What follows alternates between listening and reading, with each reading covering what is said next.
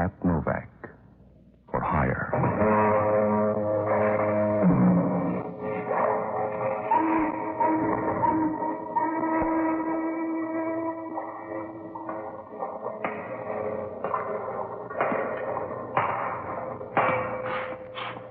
Sure. I'm Pat Novak for hire.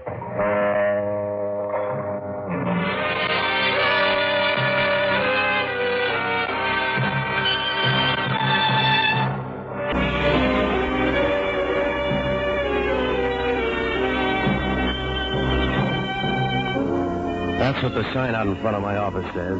Pat Novak for hire.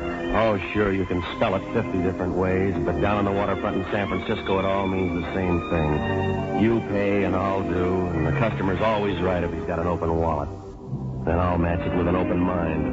Well, if he's after murder, then the price gets out of range. And down here, you're either high on your toes or flat on your back, because most of the time you get only one kind of pitch, fast and inside, and you don't cry if you're foul because nobody cares. Even then, you can't complain. During the summer, the morgue's the coolest spot in town. Oh, I rent boats and wrap up small sins in $20 bills. The money's good when you get it, but there's no retirement plan, and you can't buy vaccination for trouble. I found that out last Wednesday night. I closed up shop about 8 o'clock, and I started walking home. The city was down on its hands and knees trying to crawl through one of those San Francisco hot spells that blast by every 5 years. From up on the hill, the Chinatown tenements lined up down below like sweaty little kids waiting for a shower. It was heat and headaches all the way. But when I opened my front door and stepped inside, who wanted to talk about the weather? She was standing in the dark smoking a cigarette, and the silhouette her figure cut against the window was something you'd never believe. Then she reached over and turned on a lamp. It was a fast, dizzy trip, but when I got around to her eyes, they were the kind that made you think of hard-working geysers. Deep and warm, and you knew you could count on some fast action when they came to a boil. The smile was familiar, and the lips were red and moist, like a souped-up rose waiting for a bee. She did lots of nice things with her mouth, and talking was one of them. Patsy, welcome home. It's been a long time. Yeah, it's good to see you, Georgie. What's on your mind? Patsy, can't you ever take your time? It's not mine, it's borrowed. Anything special in mind? Easy business. Got a drink? How easy? Just a boat ride. You can't get hurt. That's what they told the Spanish Armada. Getting soft, Patsy? No, not in the head. Now, look, if it's work, let's talk. Otherwise, let's just be cute, huh? All right, Patsy. The last time you saw me was a year ago. As far as you know, I'm not in town. Fine? You tell me. Go on. Tomorrow night, a freighter's due in here from Shanghai. The SS Calcutta. I want to be on the welcoming committee. Who says you can't? Nobody yet. But the ship's going to anchor in the stream, so I need a boat. I need you. I'm not the social type. I don't think I'll go. Believe me, Patsy, it's an easy trip. So's falling downstairs. Come on, let's deal or drink. All right, Patsy. My stepmother's going to meet the Calcutta, too. Who's she? Mrs. Sheila Lampson. She likes parties? She likes a package she's going to get from somebody aboard the Calcutta. What's in it? That's her business. I just want to make sure she gets that package ashore all right. You in on it? She doesn't even know I'm in town. Who picks up the check? Here. For $40 cover it. It's too much for an easy job and not enough for a hard one. Where do I find you if I need bail? Here's a phone number. You can call me there tomorrow. And Patsy, thanks. I don't forget easy. Why the rush? Because you scare me, Patsy. You really scare me. You remember the party, Patsy? Yeah. But memories are like everything else. They wear out. Then let's make some new ones, Patsy.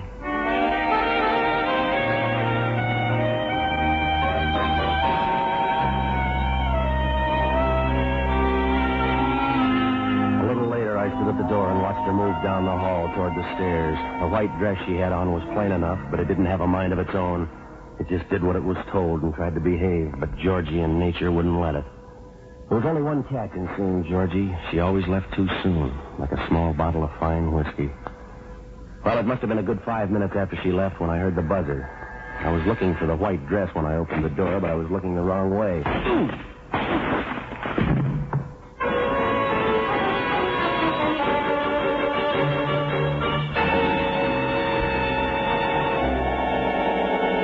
Something with an echo, and it came down hard on the side of my head. I went down like mercury in a quick freeze. The trip wasn't nice, but it was long. Halfway there, I came up for breath, and I found the deck of one of my own boats under me. The Bay Bridge lights were still around, and that made it kind of cozy. When my eyes got in focus, the smooth-looking bundle laid out next to me shaped up like Georgie Lampson. She wasn't looking her best. I had just enough time to remember a pair of women's shoes standing next to my face, and then I must have moved, and they punched my ticket for a return trip. The next time I opened my eyes, I was looking up at the lights on Pier 19. Oh, the shoes were still there, but this time they were black, and the feet inside squashed out wide and flat like tired beefsteak. That meant only one thing. Hellman from Homicide. You can stop playing mouse, Novak. Get up. The party's over. Yeah, Hellman. I thought they'd never go home. Your boyfriend here isn't talking. Is he bashful? Yeah, Novak. He's real shy. He's dead. Who is he? That's what you get paid for. What about the girl that was here? County Hospital. You better pray she makes it, Novak. Because you like blondes, Hellman? Because nobody beats 2 murder raps, Novak. Oh, you talk funny. So does this hunk of lead pipe. Your prints are all over it. What does that make me, a plumber? Better than that, Novak. The pipe fits the dent in that guy's skull like it grew there. Well, maybe he's the plumber. You're smart, Novak. Now, come on. Who's the guy and who is the dame? She's Georgie Lampson, the guy I don't know. Will, Novak. We'll take care of that. Oh, you try hard, don't you, Hellman? You move your lips when you read, you use your fingers when you count, but you never get the right answer. Don't tempt me, Novak. I'm not my cherry best in the morning. You don't have a best, Hellman. You tried thinking once, but it gave you a headache. Now when you get in a squeeze, you have to pound your way out with your fist. I warned you, Novak. Now talk nice and save teeth. Yeah. I'll talk when that blonde tells her story. If she makes the grade, how does she figure? She met me in my apartment last night on business. 5 minutes after she left, the doorbell rang. When I answered it, somebody sapped me. Now you take it from there. Yeah, I will. Right to the DA. Go ahead, Hellman, but don't look hurt when the case blows up in your face. You giving odds? That's all I'm giving, Hellman. You figure it. I took the gal and this girl I don't even know for a ride at 3 a.m. We had a party and I killed the guy. But the gal I only messed up good because I like the way she talks. You sound scared, Novak. Well, I'm not, Hellman, but you are because it doesn't add. Why did I beat my skull with that same hunk of pipe, and how did I drive back here to meet you? Keep your mouth open, smart boy. They got a little green room up at San Quentin. Gets awful stuffy when they close the door.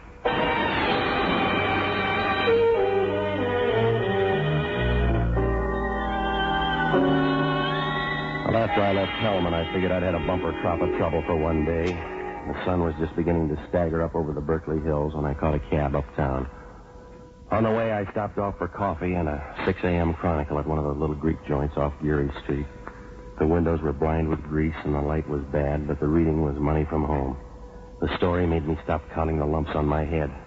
Professor Burton Lampson had gotten himself murdered in a Shanghai hotel room a month ago, and they were sending his body back on the SS Calcutta. It was due to anchor in the bay that night, like Georgie said, but the shipping page didn't agree. The Calcutta was listed inside the gate at 7:30 the night before. How did that check out? And what about that package that had everybody worried? Well, when I got back to my apartment, I called the hospital to check on Georgie. Well, they were still giving odds, the long, thin kind. A little later, I was in the middle of a cold shower, adding up rows of zeros and getting different answers every round when the phone rang. It was Hellman, and he was selling nothing but smiles. You feeling any better, Novak? Oh, don't tell me you're worried. We just identified the dead guy. His name's Warren Haynes, local socialite. You know him? Yeah, I'm an old friend of the family's. The guy's from one of the old families in town, the important kind. His blood wasn't blue. No, but we are. We're feeling the pressure already, so I'm calling you in today for a little talk. That's a great job, Hellman. You keep right on smacking your fat lips because you're going to get more answers than questions. That's funny, Novak. I didn't think you knew the difference. When I hung up the phone, I was seeing more red than the bleachers at a bullfight. I probably would have walked right by him if he didn't open his mouth. Even then, it wasn't much more than a loud squeak. He was a skinny guy standing against the door with a half smile twisting his mouth and a bright, wild look in his eyes. You seem disturbed, Mr. Novak. Where's your invitation, mister? This should prove sufficient, Mr. Novak. All right, so you want a gun. What happens now? Now, Mr. Novak, I use the gun unless you hand over the package. Sorry, mister, you're in the wrong laundry. Mr. Novak, I've been crossed once today. I don't intend it shall happen twice. The package? Now, look, you, I'm going to spell it again. I don't know what you're talking about. Now, take that cannon you're pointing and get I think you'll realize I'm about to use this gun, Mr. Novak, for the last time. All right. You'll find it right over there. Now, here, right next to... Now, come on, give me that gun before somebody gets hurt.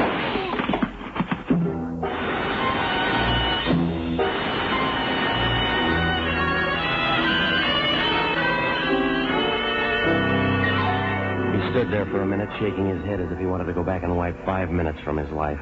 All of a sudden, he jerked around in his tracks and he stumbled for the door like a timid drunk when you tell him he's had enough. Then he folded up hard against the wall on his knees. But it was a little too late for prayers. I stood there for a minute trying to think of a good lawyer who owed me money, but all I could see was a courtroom and a picture of Hellman smiling as he listened to the verdict. Well, accident or not, if Hellman dropped in with a body on the floor, he'd bury me so deep in San Quentin he'd be bringing me air in paper bags. When the knot in my stomach untied, I dragged the little guy away from the door and I rolled him on his back. His eyes were still asking for the package, but the rest of them didn't care. Outside of a few bucks, his wallet was empty, not even a laundry tag. Well, I got dressed and I pulled the blinds and locked the place up. And then I went out to look for the only honest guy I know, an ex-doctor by the name of Jocko Madigan. He was a fine surgeon until something made him decide life was temporary at best. Now he's got a permanent post on a bar stool looking for answers at the bottom of whiskey bottles. Well, it's hard on the liver that way, but you're never short on dreams. I finally found him with a bourbon halo in a musty little Italian joint over in North Beach. It was a long stretch from Easter Monday, but he was still celebrating Irish independence. He looked like he was on the wrong side because his nose was a bright orange. Patsy, my boy, you're just in time. These simple but honest Sicilians have agreed to embark with me on a crusade. And as honorary past president of the Sons of St. Patrick, the Powell Street chapter, I invite you to join us. Hold on, Jocko. Sober up. I gotta talk to you. To fittingly observe the occasion of old Ayra's joyful victory, we're first fortifying ourselves with grappa and bushmills. Then we sally forth to chase all the snakes out of Long Beach and the cockroaches out of Chinatown. How does that strike you, Patsy? And why aren't you smiling? 'Tis a glorious day. Because I'm in a jam and I want to talk, Jocko. Now cut it. Oh, Patsy, you remind me of that De Valera fellow. You're sitting on the curb and pouting just because they won't let you march in front of the band in the victory parade. You're sour, Patsy. Admit it. Jocko, will you snap out of it? I'm in big trouble. You're always in trouble, Patsy. You're a child of adversity, a son of scorn. The fates spit in your eye and you try to retaliate, but the wind's always blowing in the wrong direction. You're a lost leaf in the mortal storm, Patsy. You're a pebble shaking a tiny fist at the mountain. You'd like to fight for some strange, fantastic cause, wouldn't you, Patsy? But you can't find anybody your size. Men are too small and the gods are too big. Patsy, you're lost. Are you all through? Yeah. What kind of trouble? Oh, it's a pair of bum murder raps, Jocko. Somebody sapped me in my apartment last night, and I woke up this morning with a dead guy. That sounds interesting. What was it you were drinking? Hellman's out to pin this on me. Oh, a dubious honor. You mentioned 2 murders. A guy came in my apartment this morning waving a gun and asking for a package that I never heard of. We started wrestling for the gun. Mildly exciting. Now, who got it? He did, right in the chest. Patsy, you have absolutely no excuse for losing your temper. Why, you're not even Irish. Still, you're always getting hot-headed at the wrong time. It was an accident, Jocko. I didn't even know the guy. I'm sorry, but I can't cry. Sure, that's what the British general said after he hung Robert Emmet at the dock. But he didn't straighten out the Marcel in his neck. What are you doing out of jail? Will you knock it off, Jocko? Now, look, did you ever hear of a Mrs. Sheila Lampson? Certainly, and I'm very offended with her. In the past year, she set up drinks for every eligible and non-eligible in San Francisco except me. That sounds good. What else? Not much, but I often wonder what that poor old professor she married does with his evenings. Well, he stopped worrying, Jocko. He's dead. Now, look, will you hop down to the Chronicle morgue and check with Steve Nagel? Have him dig out all the old clips on the professor and Mrs. Lampson, will you? And while you're there, check on a guy by the name of Warren Haynes. You got that? Yes, but what do I do for money? $50 for car fare and nothing for booze.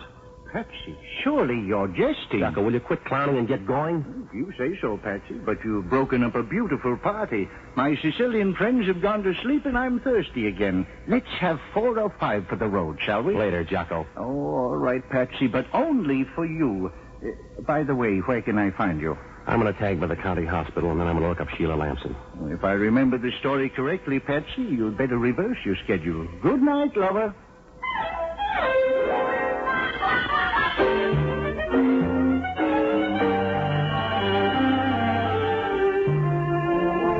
When I left Jocko, I tagged by Mama Lupo's on Kearney Street, and I called the hospital again. Oh, Georgie was a little better. At least the undertakers had stopped bidding.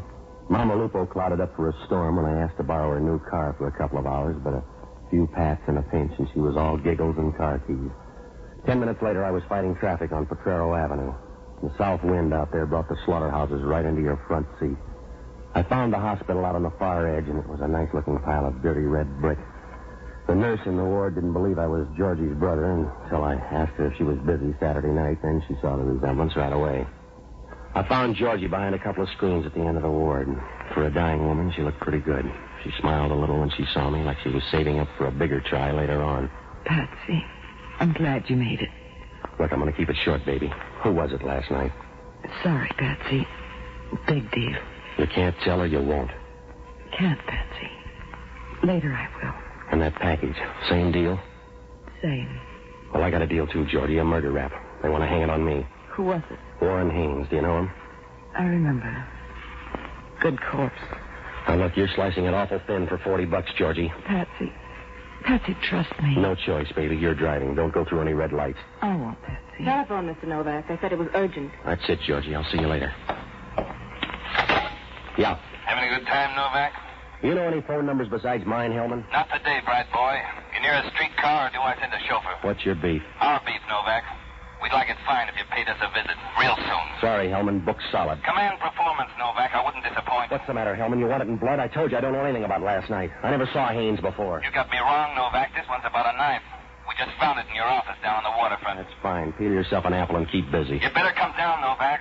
We found the knife in some guy's back.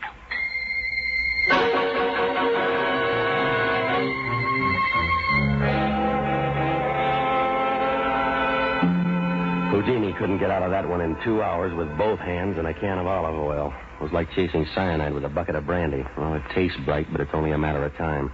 Well, I headed for Sheila Lampson's place, and on the way I pulled up by a drugstore out in the Haight Street jungles and called the Chronicle morgue. They said Jocko had just left, so I called the nearest bar and asked if they had a customer with a bright orange nose. They did. Jocko Madigan speaking. Jocko, this is Novak. What'd you find out? Ah, Patsy. Just enjoying a small refresher after some very excellent reading. For instance? Sheila Howard Lampson. She started seeing the professor back in 46. There was a scandal, the nasty kind, and the professor's first wife, Barbara, jumped off the bridge, the Bay Bridge. Yeah, go on. A month after she married the professor, Sheila was mentioned in every gossip column in town. So the professor took off on a scientific trip to China. A month ago, he was murdered in a Shanghai hotel, and a hatful of emeralds was stolen. The authorities figured that the murder was premature. What do you mean? Well, the professor had had 3 major operations, and at the time of the murder, he had less than a week to go. What about Haynes? Haynes is one of those black sheep that wealthy families have, cut off without a penny. He's one of Sheila Lampson's escorts, and he's now on his way back from the Orient on the SS Calcutta. Anything else? Jocko, I could kiss you. Patsy, you stick to your line, and I'll stick to mine.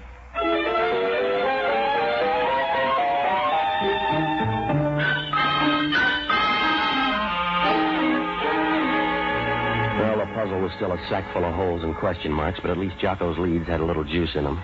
I found the Lampson house in the best part of the Seacliff district. It was one of those big nervous joints hanging by its shutters to the side of a steep drop that slid down sharp into the Pacific. All green trim and stucco the color of mortgages. The front doorbell was wearing out in my hand when the maid showed up, and then she was tongue-tied. She didn't know a thing except good money when it was offered. And then she told me I'd find Mrs. Lampson in the second-floor sitting room. She went away. I found the sitting room all right, but Mrs. Lampson wasn't there. So I followed on through till I came to a bedroom with a bright red ceiling and a lived-in feeling. Reminded you of something Henry VIII might order for a bridal suite. She was sitting next to the couch holding a martini and making noises like a leopard on a honeymoon. Hello. Don't call me baby. Yeah. You always wear handkerchiefs to parties? Mm-hmm. Saves time. Dressing. You're nice. Have a drink? I'll fix them. Oh, you are nice. What's your name? Novak. What's yours? Duty. Is that a name or a game? You're just like Mike. He's my new boyfriend. This is night off? Oh, no. We just went downstairs for a minute. Hey, you fix a nice drink, Mr. Novak. Warm. Yeah. You got a fever or something? No. Must be the weather, Mr. Novak. You feel it? You're a big spender, aren't you? What do I do when Mike walks in? Smile? Oh, Mike's broad-minded. How about Sheila?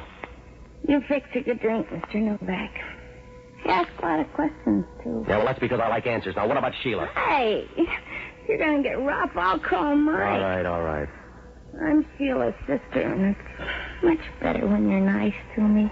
All right, then let's start being nice, huh? Mr. Novak, what was that for? I'm a big spender, too. Here, have another drink. I think maybe I'll have another you, Mr. Novak. Is that Mike coming upstairs? Could be, baby. Now, come on, where's Sheila? Oh, Sheila, who cares? She's downtown anyway. She won't know. Hey, where are you going? Sorry, baby, I got a date. I'm not busy. Well, I do. Don't let him leave, Mike. If he does, he's going to walk through me. I'm sorry, baby, he's not my type.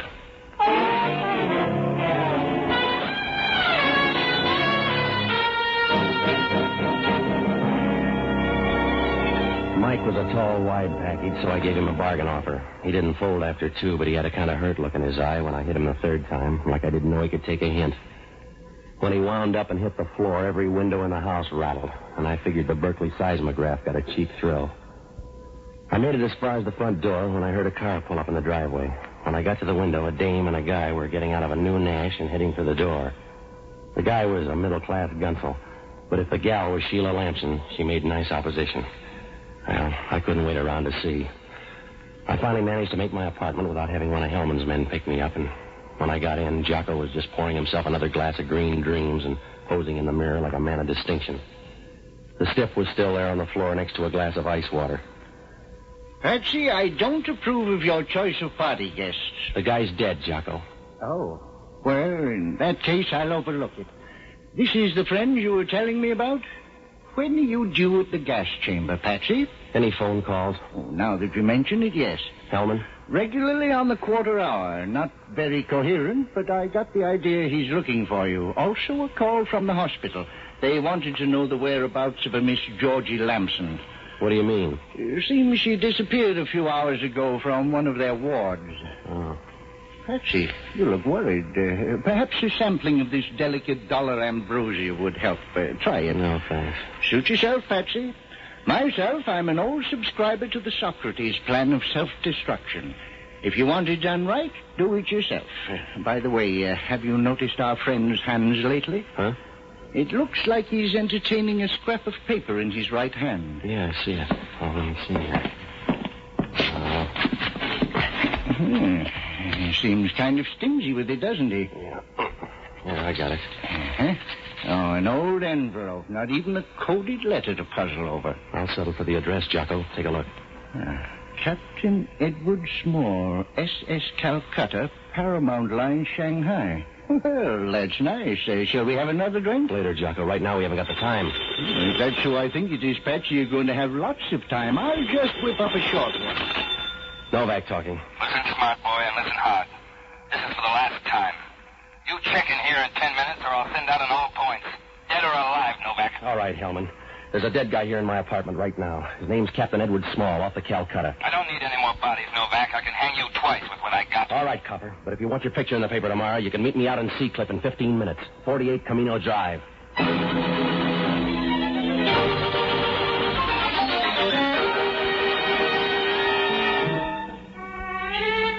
I hung up the phone, most of the puzzle straightened out like wet wash in a dry wind. Now, there's one thing you can count on. When you bet on miracles, you buy a ticket straight through. I finally pulled up at the Lampson place, and I started looking around for Hellman. The joint looked about as crowded as a Kremlin breakfast for Senator Taft. I was taking a fast check, trying to figure how far they could have gone, when Hellman fought his way through the box hedge for the driveway. We circled down behind the garage and around in back of the house. We just made it in time for the curtain scene. Sheila Lampson was backing down slow toward the seawall, waving her arms in the air and begging every inch of the way.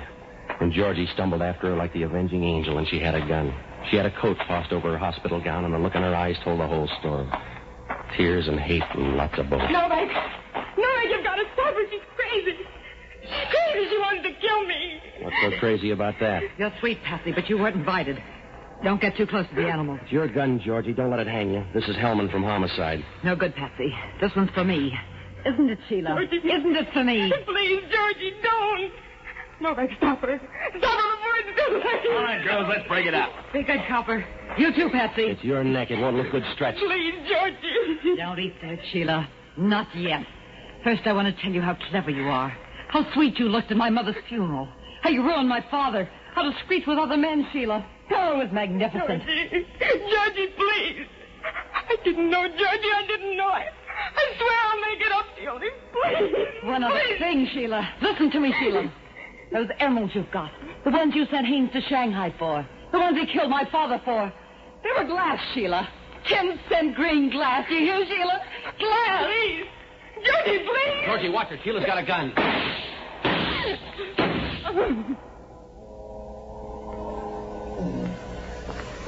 Patsy.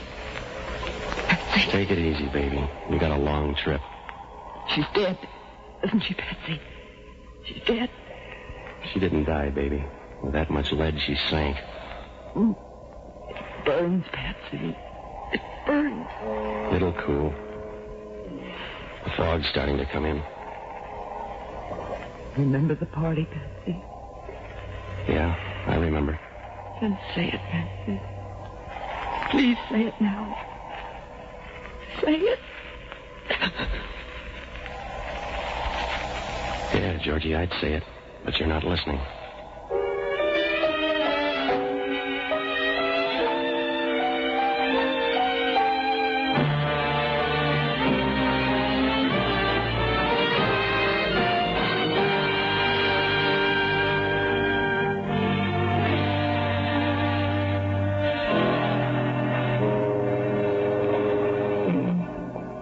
We found a letter in Georgie's coat pocket that told most of the story, and then Hellman grabbed Mike and Sheila's sister and sweated the rest out of them.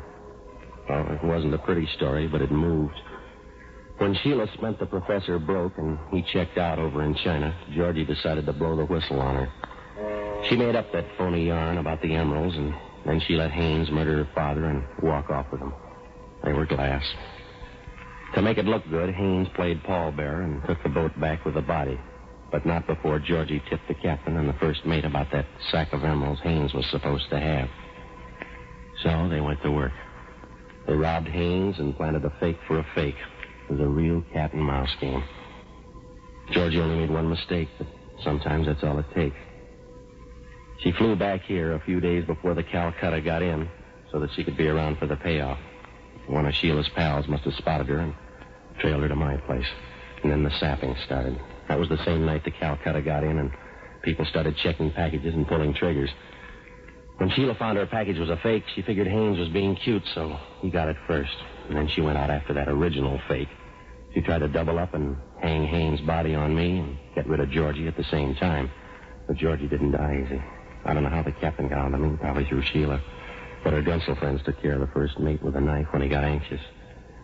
Well, when the dust lifted and they counted cold noses, it was a real devil's game. Wherever he was, Georgie's old man must have been holding his sides and rolling in the aisles. Yeah, a real plum. And Sheila found out when you get close enough to the seed, the taste gets bitter. Well, Hellman asked only one question. How come a smart girl like Georgie bought something as stupid as revenge? I don't know. She was a lot better at a lot of other things.